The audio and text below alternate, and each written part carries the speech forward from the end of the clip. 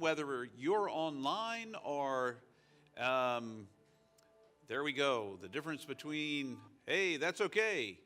Welcome to all of you online. You could not hear me, and that was okay. So here we are. It's a delight to be in the second Sunday of January, a new year, 2024, and we are looking at beginnings this morning, the feeling of what it is to begin.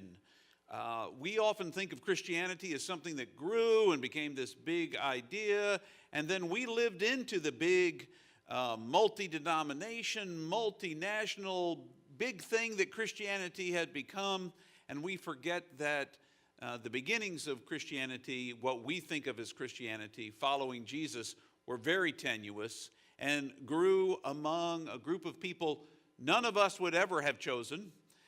Given a choice and a resume, none of us would probably have chosen any of the 12 disciples who were chosen. We would look at say, oh, it's really nice that you came in for an interview today, and don't call us, we'll call you. That's the kind of feeling you get from reading about some of the disciples and what their background was, and yet Jesus saw something in them in the same way Jesus sees something in us that perhaps we don't even see in ourselves.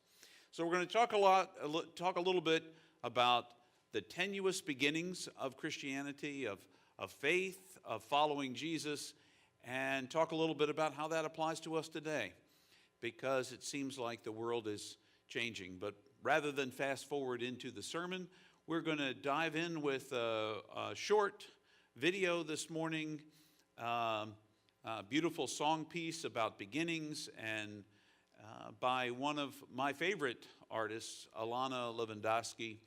I was introduced to her literally as well as figuratively as a musician when I did work in the living school in the late 2000 teens.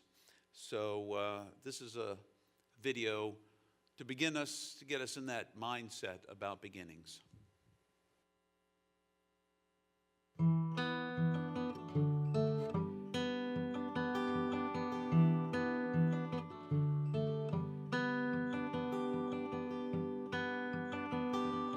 Lovers of the world unite, bound to Creator's vision bright, that even these our darkest nights become the light, become the light.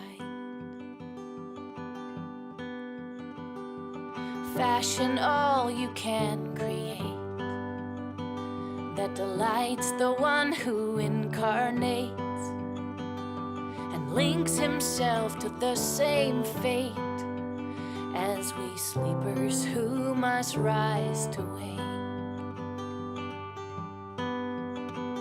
Our hope beyond all hope did come to call us each and every one to the surface of our consciousness.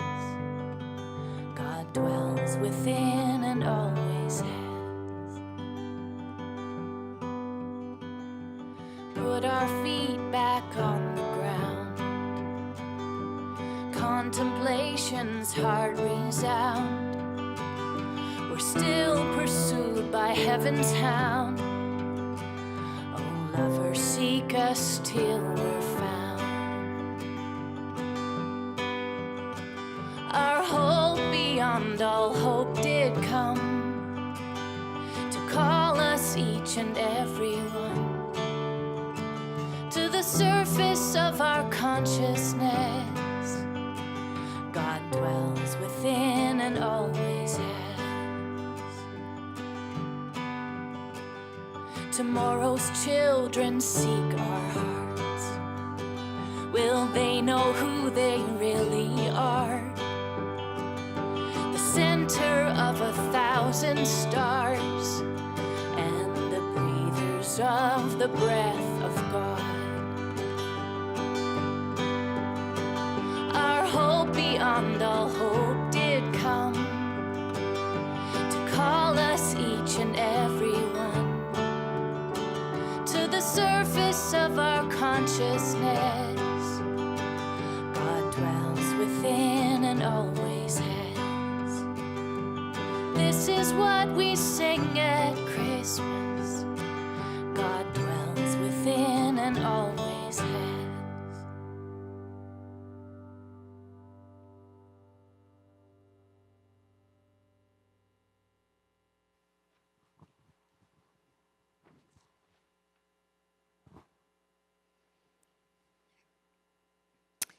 This is a time when, as we spend time together, that we allow the things that we've carried in here to be let go. Our centering moment is an opportunity to focus on being present and not holding on to the things that are distracting us. It's a chance, each moment is actually a chance to breathe through, to let go, to be present. Because when we do these things, we can, I believe, hear God and hear others. This world moves at a ridiculously fast pace. And on our journey through life, if we don't take the time in moments to breathe and wait, we miss the chances that are before us. So I'd encourage you, if you feel comfortable, to close your eyes. If not, you can leave them open and take a deep breath.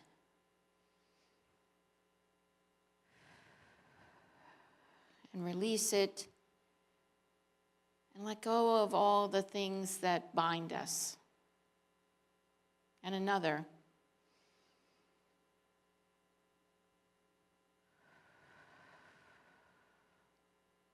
Knowing that as we intentionally breathe, the presence and spirit of God, the love of God fills us up, as it does in all moments.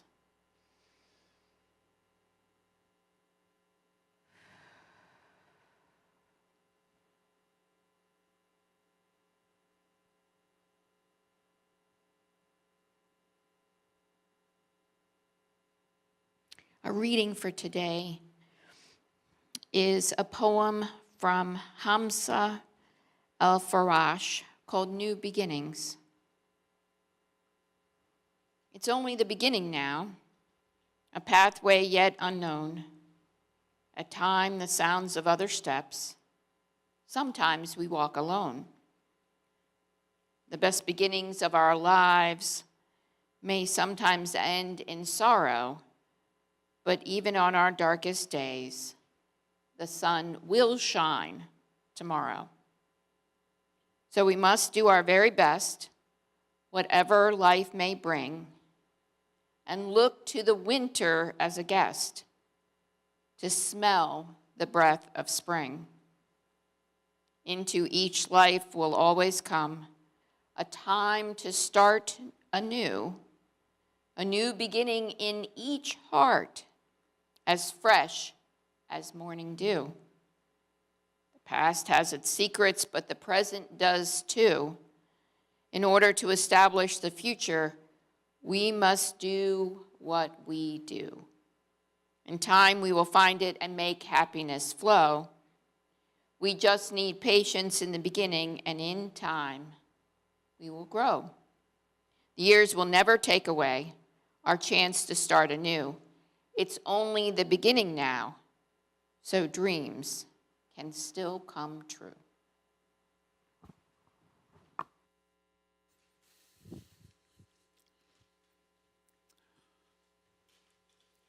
I neglected to say during my welcome that I'm James Henry. I'm the pastor here at St. James on the west end of Alexandria, and once again, welcome. As we begin a new year, every year is an opportunity for me to reflect. As many of you know, we're in the midst of my 32nd year as the pastor at St. James. And every year, somewhere around October, usually before, I begin to ponder, is it that time for me to ask to move on? Because there's nothing for me to do or whatever. If I stay, those kinds of ponderings enter in. Because after a period of time, after 32 years, you begin to wonder, and so I've asked the question. I don't want you to think this is the first time I've ever asked it. I've asked it for 32 years. In the middle of my first year, when I first came to St. James, 1992, after Christmas, I began to ponder, is this the right place for me? Now, of course, the conference believed it was the right place for me, at least for a period of time. The church was in decline when they sent me there. Sent me here, and it was in a place where they told me probably going to close in a couple of years, and no one's going to hold it against you. It's just the cycle of churches, and that's the way that it goes. And then 32 years later, apparently I failed that task to close the church, and we've reinvented ourselves many times. And so when a new year begins, I begin to ask the question, how are we living into our mission? How are we looking at and behaving in such a way? We've said our mission is to be bridge builders at the intersections of everyday life. How are we doing at that? How are we doing at proclaiming the good news? And what does it look like to proclaim the good news now? Because in the 1990s, it looked like one thing. In the early 2000s, it seemed to look like something else. In the early 2010s, it looked like something else altogether. And in the post-pandemic world, that seemed to bring the greatest change, the biggest change to the church. What does it look like now to proclaim? It's not that the good news that God loves you just as you are, you're infinitely precious, unconditionally loved for the gift God made you to be. That message has not changed, but the way that we seem to share it looks a little different. What's funny to me is right before the pandemic, we were in kind of a growth spurt. The sanctuary was filled with people, and there were a few streamers out in the world, people who watched us out in the world. It has completely flip-flopped. We have well over 100 people who stream us online, either live or later in the week, and we have a flip-flop number of people who come on Sunday morning in person. And it feels a little different. It's hard to know, are we proclaiming the good news? Are we really building bridges? Is St. James as a community of faith and you as individuals building bridges? Am I building bridges? Each year is that new opportunity to reflect, and I'm thankful for that. Because the question becomes, what are we doing to make sure that a world that looks, or at least appears, more and more desperate, what are we doing to make sure that that message of hope, of love, of possibility exists? Do we have to begin again in some new way? Every year is that opportunity to say, do we need to begin again and look different? Do we need to look back to the founder, which we should be looking back to all the time, to Jesus, who began his movement not in big cathedrals. There weren't any big cathedrals. Cathedrals are churches. Cathedrals are Christian. There wasn't Christianity when Jesus began the whole thing. There was just Jesus, a good Jewish boy, around 30 years old, who had been raised in Judaism, who was practicing and faithful to his Judaism, and who sought to bring change and transformation to the world. That's the Jesus that we hearken back to. And so today's story from the Gospel of John is a story of a Jesus who is in this tenuous position. He's asked two guys to follow him, and he's now come upon another two.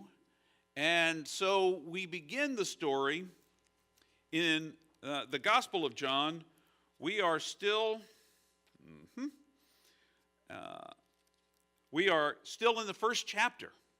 So we've just made it past that wonderful and infamous, in the beginning was the Word, and the Word was God, and the Word was with God, and all of that kind of thing. We've moved on to the calling of the first two disciples, And now we pick up here. The next day, after Jesus decided to leave for Galilee, he met Philip and said, "Follow me." Philip came from Bethsaida, the same town as Andrew and Peter, the first two disciples. Philip sought out Nathanael and said to him, "We found the one that Moses spoke of in the law, the one about whom the prophets wrote, Jesus of Nazareth, son of Mary and Joseph." "From Nazareth," said Nathanael, "can anything good come from Nazareth?" "Come and see," said Philip. When Jesus saw Nathanael coming toward him, he remarked, "This one is a real Israelite. There is no guile in him." "How do you know me?" Nathanael asked him. Jesus answered, "Before Philip even went to call you, while you were sitting under the fig tree, I saw you." "Rabbi," said Nathanael, "you're God's own. You're the ruler of Israel." Jesus said, "Do you believe just because I told you I saw you under a fig tree? You'll see much greater things than that." Jesus went on to tell him, "The truth of the matter is, you will see heaven opened and the angels of God ascending and descending upon the chosen one." This is our reading for this morning. Thanks be to God. The calling of Philip and Nathanael, the second two disciples called in the Gospel of John, begins with just another day. Jesus has decided to head out in a new direction, and as he does and is leaving town, he sees Philip, and he says, "Philip, follow me." Now, we don't really know. The interesting thing about the Gospels is there's a lot of details that we would probably like to know that the Gospels don't seem to feel like we need to know. Like, what kind of a relationship did Philip and Jesus have before that? Had Philip been hanging out listening to Jesus before now? Did Jesus just pass him on the side of the road and say, "Follow me"? What exactly happened? We don't know what led up to this moment. All we know is that Jesus saw Philip, and when he saw him, he said, "Follow me." And so Philip started to follow Jesus. But what's interesting is Philip was what we purport to be at St. James, a bridge builder. Philip was not okay just being the only one to take after. He knew about this Nathanael guy. So he's decided to go and get Nathanael, to build a bridge, to share the love of God in such a way, because he's found Jesus. Jesus has invited him to follow him, and so he's going to go and get Nathanael.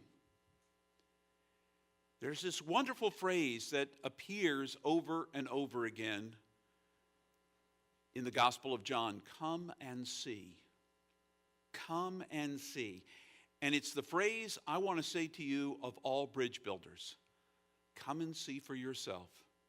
If we truly believe in a God of love, a God who sees you as infinitely precious, who believes you are unconditionally loved, then there is not another person you will encounter in your life, no matter where you go, at Target, in the line at the grocery store, if you go down to the jail and visit the prisoners, there is not a person you will encounter anywhere, no matter where, on the streets and rubble of Gaza, all the way down to Yemen, across the world, in any place, there is not a person you will find that is not infinitely precious to God, that is not also unconditionally loved for the gift they already are. You won't find anybody like that. But you'll find plenty of people who don't know that.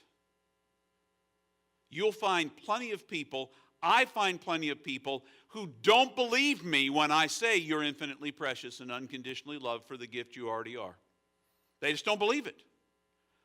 They've heard too many other messages, and it's easier to believe the bad stuff than it is to believe the good stuff. I've told you, neurologically, we're wired to do that. Our brain latches on in a nanosecond to the negative. It's part of our survival instinct. You know, because the original negative was like, oh, there comes a saber-toothed tiger. We better run. You immediately, because you better respond quick or the saber-toothed tiger is going to respond faster. And by the way, they run faster than human beings. So if you aren't moving already, you're dinner.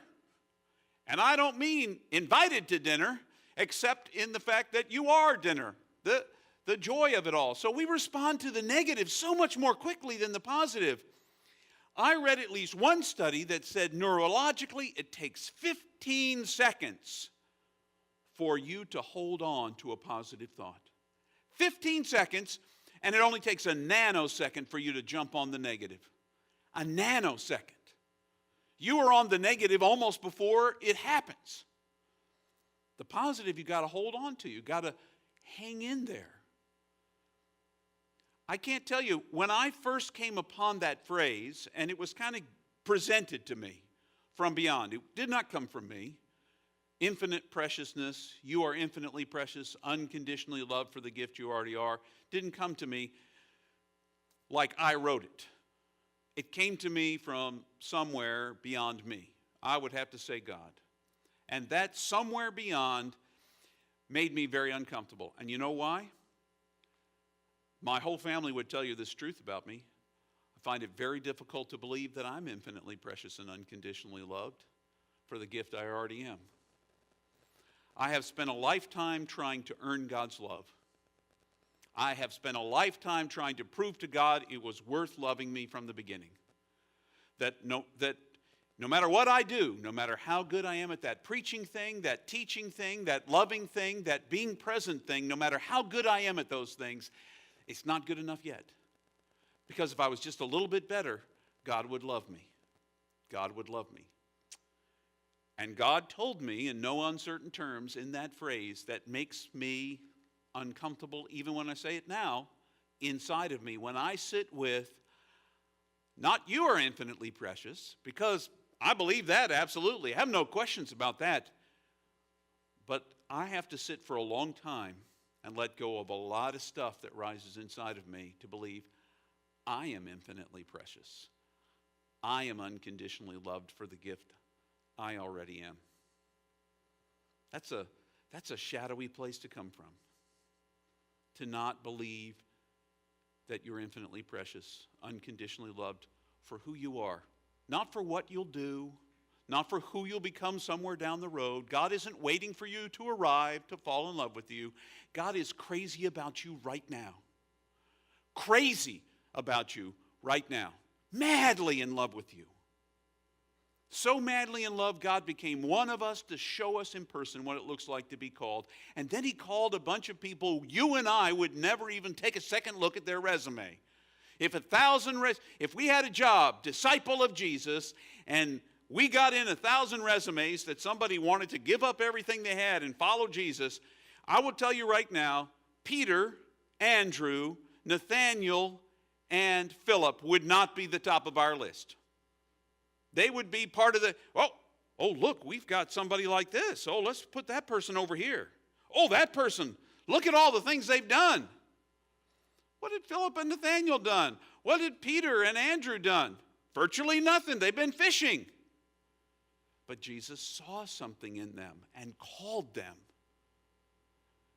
because everyone is infinitely precious and unconditionally loved. God chooses people you and I think of as nobodies, and that includes ourselves.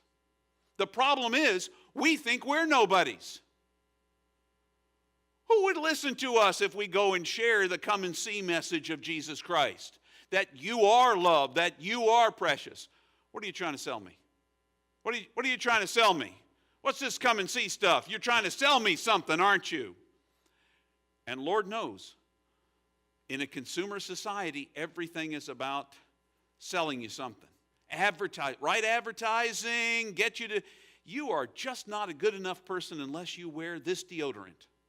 You are just not a good enough person unless you use the right powder, if you use the right perfume, if you watch the right television. Oh, it doesn't matter what program you watch. You got to watch it on the right television set. If you don't have the right television set, forget it. Our consumer society tells us to shop around until we find the right thing. The thing that makes us feel good. The thing that tells us what to do. I can't tell you what to do. I can only tell you to come and see that you're already infinitely precious and unconditionally loved for the gift you already are. And it's a message worth sharing with everybody else you meet.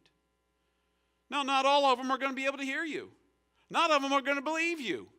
And some of them are going to wonder why you're saying it. And I'm not saying walk up to strangers on the street corner and say this.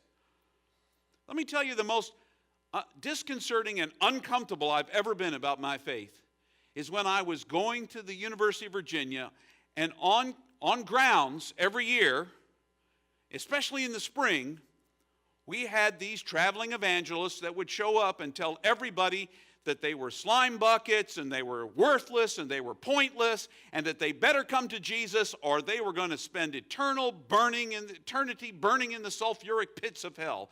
Now, I just want to tell you, as a UVA student and as a follower of Jesus, I was already a follower of Jesus, I found the message distasteful at best and hateful at worst.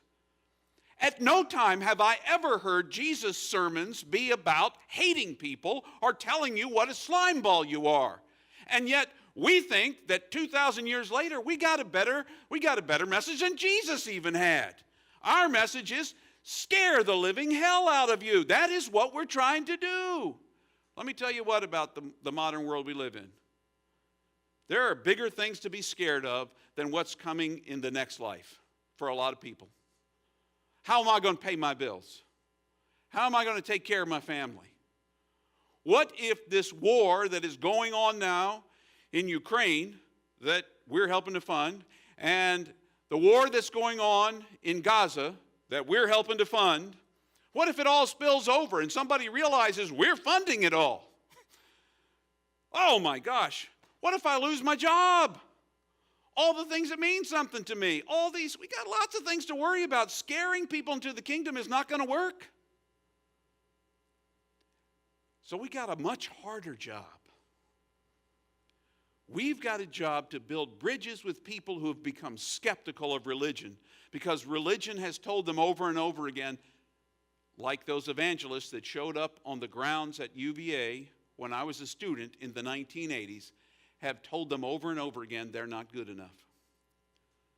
That's not how Jesus talked to people. But the church somehow thinks it's got some kind of right to do the same thing, to do something different than what Jesus did. Jesus showed up in people's lives, listened to them where they were, and loved them where they were. Now, sometimes he gave them a few corrective advice pieces. Now go and do likewise. Go and sin no more. But that wasn't where he began. And that can't be our message as we look at the beginnings. Let me just tell you, in a post-pandemic world, people have become, at best, bored with religious faith, and at worst, so skeptical they're not interested in what we have to sell. We got to stop trying to sell it. Because it's not something for sale. There's nothing you can do to earn your own infinite preciousness because you already have it. There has never been, nor will there ever be again, another you. There has never been another Philip, nor will there ever again be another Philip like Jesus called that day when he got up and was headed another place. Headed to Galilee, says, follow me, there'll never be another Philip. And Philip realized there would never be another Jesus, and that he was worth following, and that he would go and tell Nathanael, and he did. And Nathanael's words were, can anything good come out of Nazareth? I wonder how many people today out in the world say, can anything good come from the church? I mean, we have all of these corruption scandals in the world. We got televangelists who seem to be more interested in getting their next jet plane so that they can jet around than sharing good news. No, they'll say the jet plane is about sharing good news. And God doesn't want me to travel coach. Well, it's good enough for everybody else. I think if Jesus were here today, there would be no private plane. He'd be traveling in coach. He'd be sitting next to somebody, listening to them droll on about whatever we talk to each other about when we're on airplanes. Because he'd be there caring for them. If I were outside the church, I would be exceptionally skeptical about what we're trying to sell. Because love is a free gift. It is not something. And I'm not here to tell you who you're supposed to love and who you're supposed to hate. Well, I lied. I am supposed to tell you who you're supposed to love. Everybody. People who look like you, people who talk like you, people who you've never seen before, people who irritate you in line, people who break in line at the store, people who take the last item that you were planning on getting, those people. The people who play their music too loud next door and keep you awake at night, those people. The people who say mean things. Do you know what?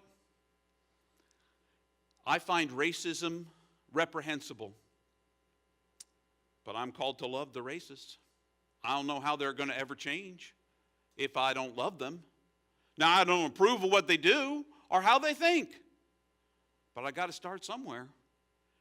And if nobody loves anybody else, we'll never change the world. You see, as I look at where St. James is now, it's certainly not where it was 32 years ago. 32 years ago when I came to St. James, the average age of a St. Jamesian was around 75 years old. That's nothing wrong with being 75 years old. Just the youngest person in church at that time is sitting behind me. My wife, Linda. She was the youngest person at the church. And she, at the time, was 26. She was the youngest person. She's not the youngest person anymore. None of you are the youngest people. Lily is our youngest person right now. Now, she's not here today, but when she's here, she's our youngest person. And even when she's not here, she's our youngest person.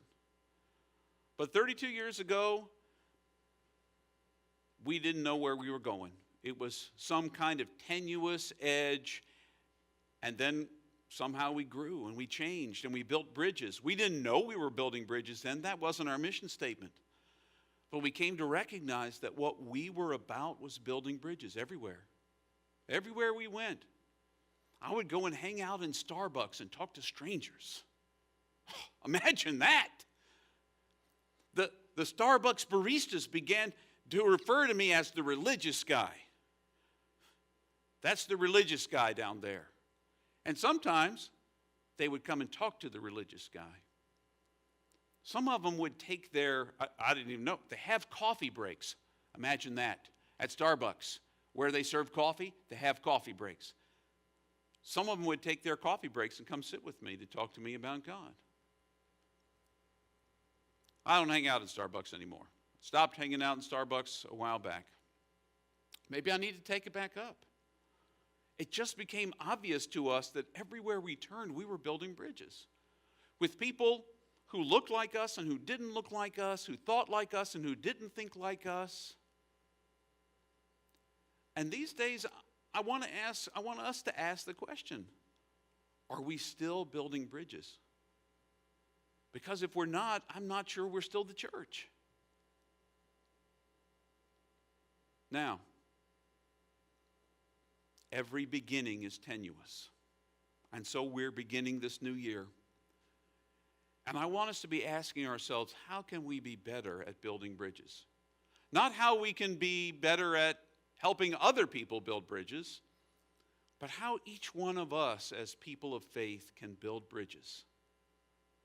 What do we know about this God who shows up in strange places and says he'll do greater things than recognizing us under the fig tree? Nathanael thought he was the Messiah, all because Jesus saw him under the tree before Nathanael saw him first.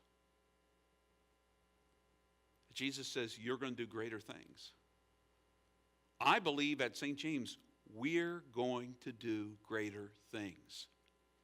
But we're in one of those tenuous, changing times where we can't keep doing. We've had to reinvent ourselves probably 32 times in the last 32 years. We've got to ask ourselves, what does it look like to reinvent ourselves yet again? How are we going to be the church, St. James, on the west end of Alexandria? How are we going to love our neighbors at the Islamic Center next door? How are we going to, because we're all neighbors. We're in this together. It's not about time to draw lines.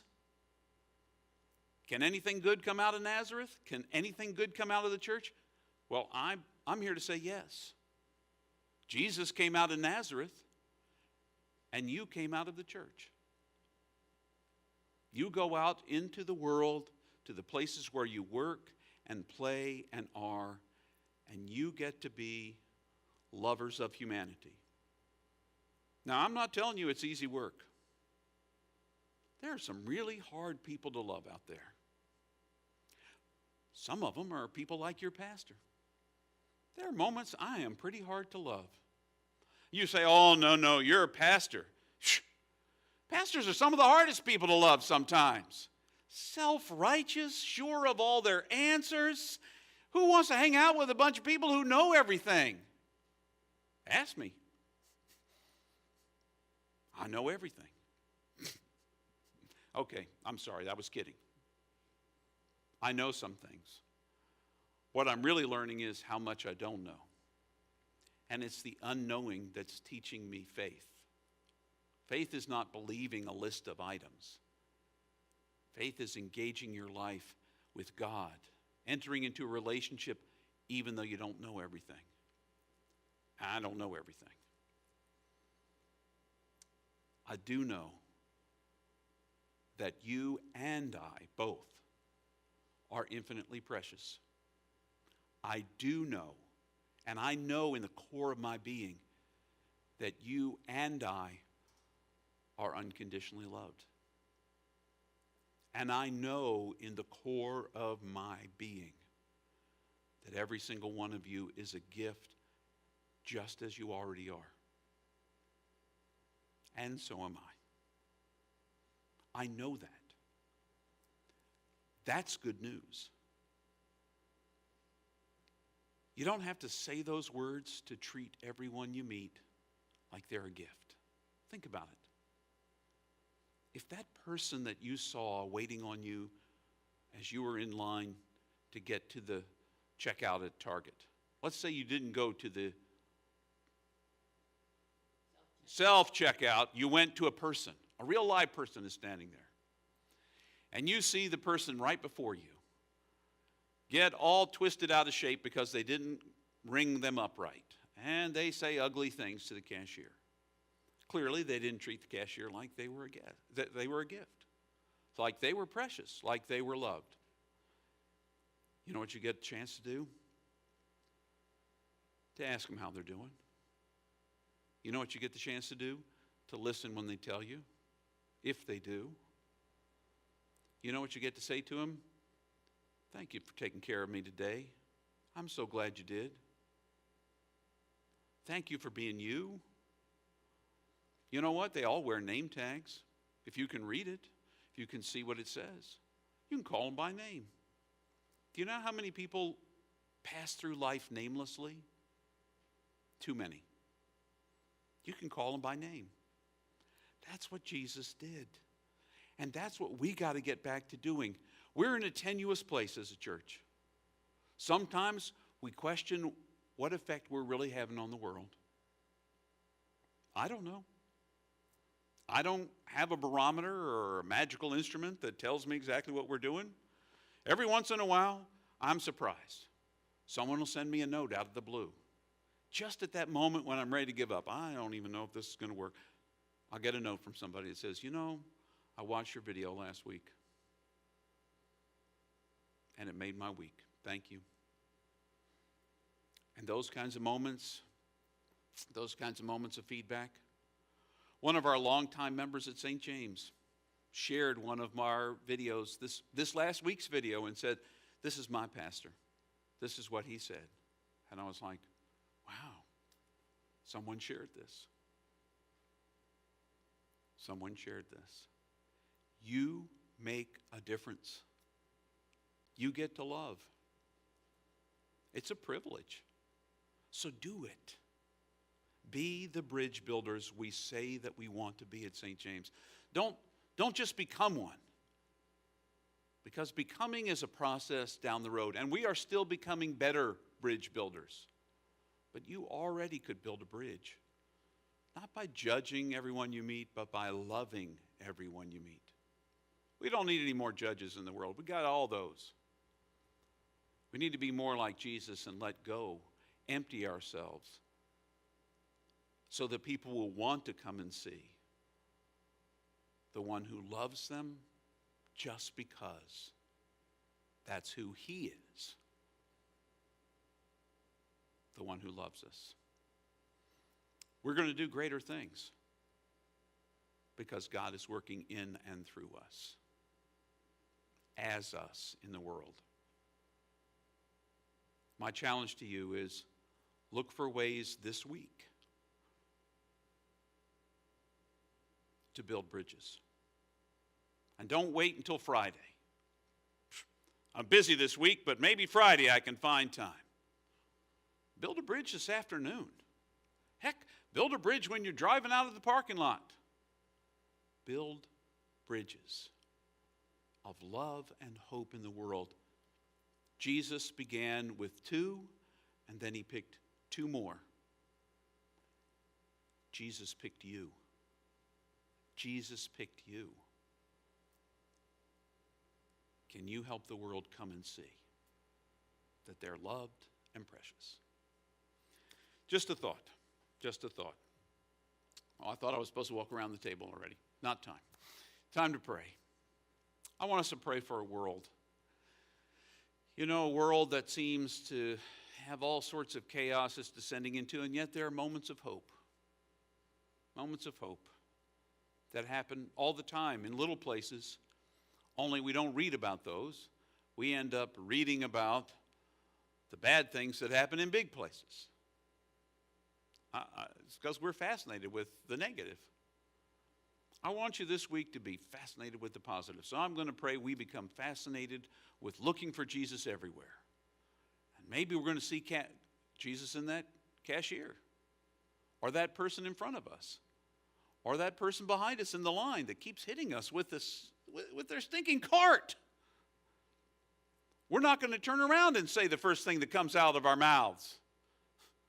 Wake up back there. What are you, some kind of idiot? We're not going to say that. We don't call people names. So I'm going to pray for our strength this week to love our neighbors as ourselves. I'm going to pray for our strength this week to learn to really love God. I'm going to pray that in these tenuous beginnings that we'll be bridge builders. I'm going to pray for the people of the Ukraine in this hard winter. As yet another winter passes at war, I want to pray for the people of Gaza who, more than 23,000 have died. And apparently, I don't know, but, they're down to 6 ambulances in 6 functioning ambulances in all of Gaza. Because sometimes, apparently, the ambulances themselves are targeted, including all the personnel within them. So I want to pray for the people of Gaza. I want to pray for the leaders of Israel. I want to pray for the people of Burkina Faso and the people of South Sudan and Madagascar and Ethiopia, particularly in the Tigray region. I want to pray for the South Africans who brought a case to the International Court about genocide in Gaza. I want to pray for Mozambique, a place that's near to my heart because I've been there. I want to pray for the people of El Salvador and Guatemala and Colombia. I want to pray for all the people that we can build bridges that all will know they are loved and that it will change their lives. but even more that it will change ours because we are loved. We're going to begin in a moment of silent prayer. I'll pray out loud for us for a moment, and then we'll pray the Lord's Prayer. There'll be a version on the screen behind me. Pray it in as you know it. Pray it in the language you know, or pray the one on the screen, or don't pray at all. All of those are possible, and it's fine. Let's enter into a moment of silent prayer together.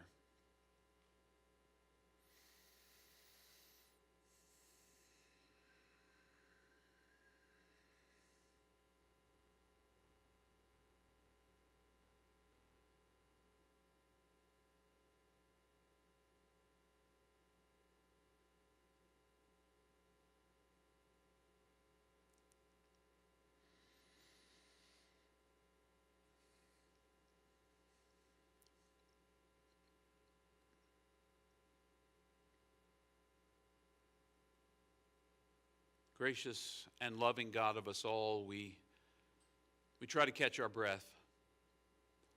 Life happens so very quickly, it seems to rush by us, and we only catch glimpses of everything that seems to be passing by.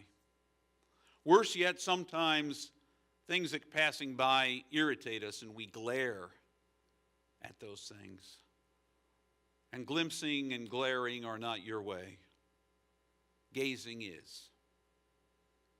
Seeing beyond all the things that make us judge one another, the kinds of clothes we wear, the color of the skin, the language we speak, or the accent we speak, or the place that we're from, or all these kinds of things we use as dividing lines, we come before you today and ask you to help us let them go. We want to build bridges. We want to build bridges now and every day hereafter. We want to build them with people like us and people not like us. We want to love our neighbors, all of our neighbors, which apparently, according to Jesus, is everybody. Even the ones we think of as enemies. We're called to love. I'm not sure what that looks like, but I'm going to try my best. Lord, give us the strength this week to build bridges wherever we are. To love people just as they are, just as we encounter them. The ones that rub us the wrong way, that are sandpaper people, that seem to make us feel a little bit raw. And the people that are gentle and kind. And help us to be among that latter group, the gentle, kind group, not the sandpaper people. We don't need anybody else to prove that they can rub each other wrong. We prove that and see it every day. But that we can see beyond and see above and see through to the person behind all of that sandpapering. We pray for your strength and courage. And we pray that we would be a conduit for your love, because that's what you call us to. We see this day, this year, as a new beginning for us. We're invited to try new things, to be new things, but to come back and understand ourselves just as Jesus was, as someone who built bridges, who by his own modeling built bridges so that his disciples built bridges. We're thankful for the model of Philip, who went to talk to Nathanael and said, "Come and see. I've met the Messiah." Can anything good come out of Nazareth? Can anything good come out of the church? Well, yes, as long as we proclaim the good news of your love for us all, yes, good things come. We can make a difference, and we pray that we will be the difference you need to happen in this world. Let us be the answer to somebody's prayer. That's kind of an ambitious goal, but God, you can help us be the answer to someone's prayer, someone who needs someone to listen to them, someone who can tell someone they're loved, that they matter. We may be that answer. Help us to be that everywhere we go. Let's give up the skepticism of Nathanael. Can anything good come out? And show people that something good does come out. Love. preciousness, giftedness, a different way of living and behaving toward each other. Thanks for making us us. Thanks for each one who is gathered here, whether it's in person or online, whether it's now or in days to come, because now is always now. Watch over us and guide our footsteps that we might be more like your Son Jesus in all that we do and say. And we ask it in his name. And we model now a prayer that he modeled for us, saying, Our Father in heaven, holy is your name. Your kingdom come, your will be done on earth as in heaven. Give us today our daily bread. Forgive us our sins as we forgive those who sin against us. Save us from the time of trial and deliver us from evil. For the kingdom, the power, and the glory are yours, now and forever. Amen. Yet another thing we do every week at St. James is to share communion. Communion is something to which you are all invited. And that means online or in person, because this is Jesus' table. It's not ours, not mine, not St. James's, not even a United Methodist table. It is the table of God who loves us right where we are, as we are, who sees us as precious and unconditionally loved as gifts. It is that table to which we're all invited. So know that you're invited to this table. If you're online, you can lift up your bread when I lift up the bread. You can lift up your cup when I lift up the cup. And it can be communion for you. So be mindful of that. That's possible. If it's not in keeping with your faith, you don't have to come, whether you're in this room or online. If it doesn't seem like it's communion for you, if it doesn't fit with your beliefs, if for some reason you don't feel like you should come to the table today, you don't have to. But you're welcome and invited because God is the host. I just am a stand-in in this moment. At the same time we serve communion, we receive our morning offering. You can give online. You can text to give. You can order from our wish list for the West End Food Pantry, which I understand recently we had run out of things on the list, and I think we're working to make sure that there are things back on the list. And if you notice there's nothing on the list, you should just remind us. We are always open to those realities. But you can order from the Amazon wish list for the West End Food Pantry if you so desire. This is, you can also give by putting things in the plate if you're here in person, or mail it to us in the mail with a check. The other thing that you can be mindful of in this time is perhaps it's a moment for you to reflect. What are you doing to build bridges right now? How are you believing about yourself that you're a gift, that you're infinitely precious, that you're unconditionally loved? And how are you treating everyone that you meet like they are? How are you building bridges? And also, how is St. James building bridges? Have you noticed some things we should be doing to build better bridges? The West End Food Pantry is one way that we're trying to build bridges, but are there ways we're not doing that we should? And what can we do? How can we do it together? Not what's one more thing that James can do, but what's one more thing we all can do? Not what's one more thing for any other person could do, but what could we do together to change this world? These are questions worth pondering. Last of all, how we'll do communion. When it's time to serve communion, online you can do it however you wish. In person, I will have the bread. Linda will have the cup. Come forward. We'll break off a piece of bread and give it to you. Linda will have the cup and give it to you. These are glass cups. There's a receptacle in the back for you to put the used cups. Before you go, they'll be washed and reused next week. That's a possibility. Should know about the bread. It is gluten-free. It is dairy-free. It is nut-free. And so it should be allergen-free for almost anyone who wants to share communion with us. So know that you're invited and can share it if you wish. In the same night Jesus was betrayed, he gathered with people he loved, like he's gathering with us right now, people he loved. And as he gathered with them, they were eating dinner together, and he did this unusual thing. He wanted them to remember how loved they were, how unique they were, and so he took bread from the table. It would have been unleavened bread.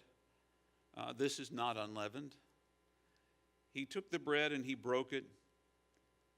He gave it to them and he said, "Take and eat this, all of you. This is my body. It's broken for you. Do this as often as you will in remembrance of me." Also, after supper, Jesus took the cup. When he had given thanks, he gave it to his disciples and he said, "I want you to drink from this, all of you. This is my blood of the new covenant. It's shed for you and for many for the forgiveness of sins. Do this as often as you drink it in remembrance of me." And so it is in remembrance of God's love for each one of us that we gather at this table. God's love that is so great that he became one of us. God's love that is so great that he made each one of us individually, irrepeatable, once in all of eternity beings that each of us is. Only one Philip, only one Nathanael, only one James, and only one of each of you. And that we bear witness to God's image in the way we live this life we've been given, in the way that we love and hope and dream and plant new seeds even when things look tenuous and on the edge. God calls us to continue to build bridges, even when we worry that the river will rush down and wash this bridge away. We just build it again, never giving up this hope of love to which we're called. As we come to this table, we ask that God would make this be for us the body and blood of his Son Jesus, that we might be for the world the body of Jesus, living out our faith every day as best we can, building bridges everywhere we go, inviting people to come and see this love that is absolutely free for all of us. But even when we fail, and we will, all of us redeemed by his blood, and we ask it in Jesus' name. Amen. If you're online, we invite you to go ahead and take communion if you wish. If you're in person, give us a second for us to get down in front. And when we do, I'll invite you down at that point.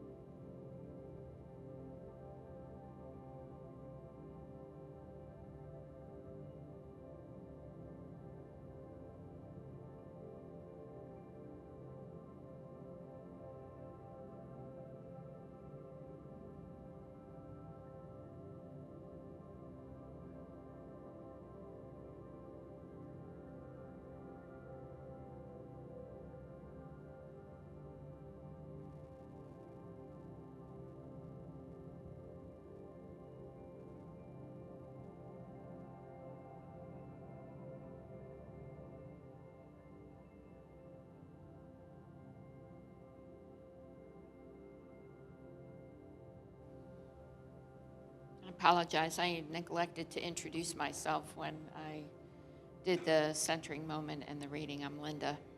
I work for a nonprofit called Friends of Guest House here in Alexandria, and we work with women who are leaving incarceration and re-entering society.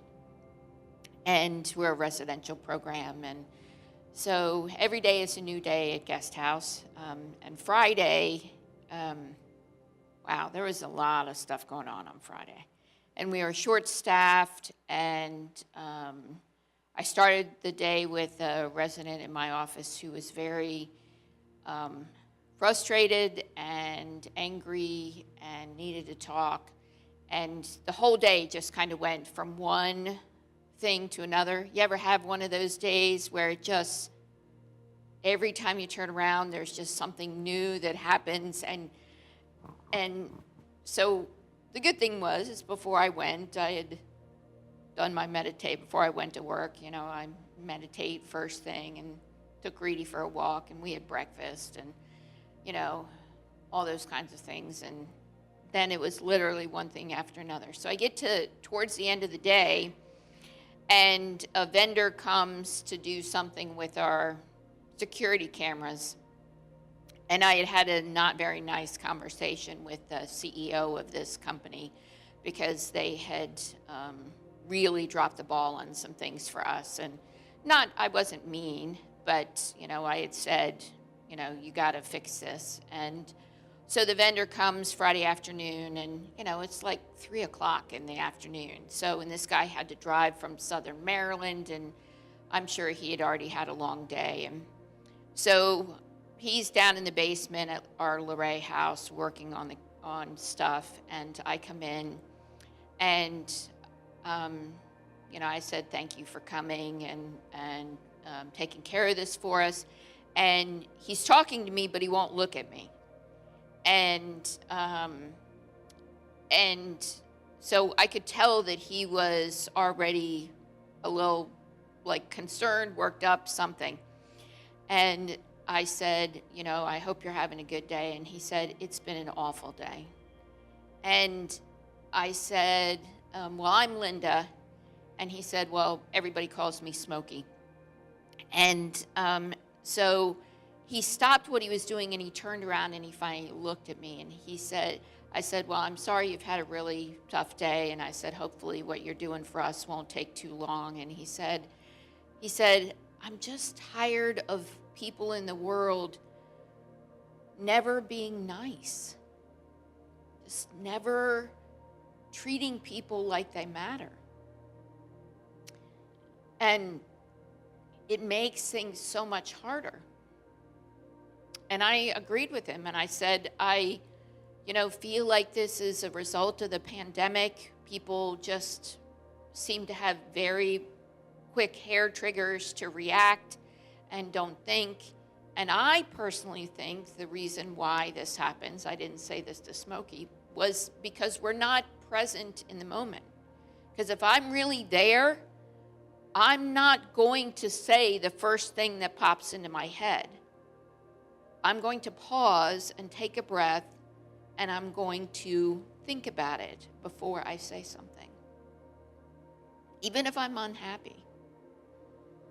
And I said, well, I'm really sorry that you have had that kind of day, and I'm not going to interrupt you while you do these things, and I've got a couple of things I have to do across the street at our office, but I'll come back over and check and see if there's anything else you need from me. And so I went over, and then there was a whole thing in our workforce class, and a couple of women got into an argument, and so it was like, just another thing that happened. And so by the time I got across the street, he had already fixed everything, and he was standing inside the door when I entered Luray again, and I said, how'd it go? And he said, everything's fine. I've taken care of everything. And I said, well, I really appreciate you and all that you've done. And he said, well, thanks. I really appreciate you saying that. And then when he left, he called me because he realized that there was one other thing on the ticket. But I said, oh, that's not something that's happening today. We're going to do it next week, hopefully. And he said, well, I really appreciate you and the way you've done it. Now, folks, I didn't do anything crazy. All I did was be kind. All I did was treat him as a person. And I believe that these are all the pieces that we have an opportunity every single day to be bridge builders, to love others that we will never, chances are I will never see Smokey again, right? Because he's never been on our site, not once, in the 15, 20 years of our contract. Never once come to the Luray house. So, and my guess is I'll probably never see him again. But the truth is we have the opportunity with strangers and people we love and people we don't like to find ways to bridge that love. Because if we believe what James had to say, that we are all infinitely precious and unconditionally loved for the gift we already are, not for something I'm going to do tomorrow, but right at this moment, if we believe that, then we are called to live it in the way that we treat others, in the things that we say, even the things we think. So my hope is that as this new year rolls through, little snowflakes are dropping outside right now here in Alexandria. My hope is that we will each have the courage and the wisdom and the love to share that with the world. If you have a few minutes and can help us take the decorations off the tree, we'd appreciate 5 or 10 or 15 minutes of your time. And if not, go in peace. And for those of you online, may you experience love today in a new way. Amen.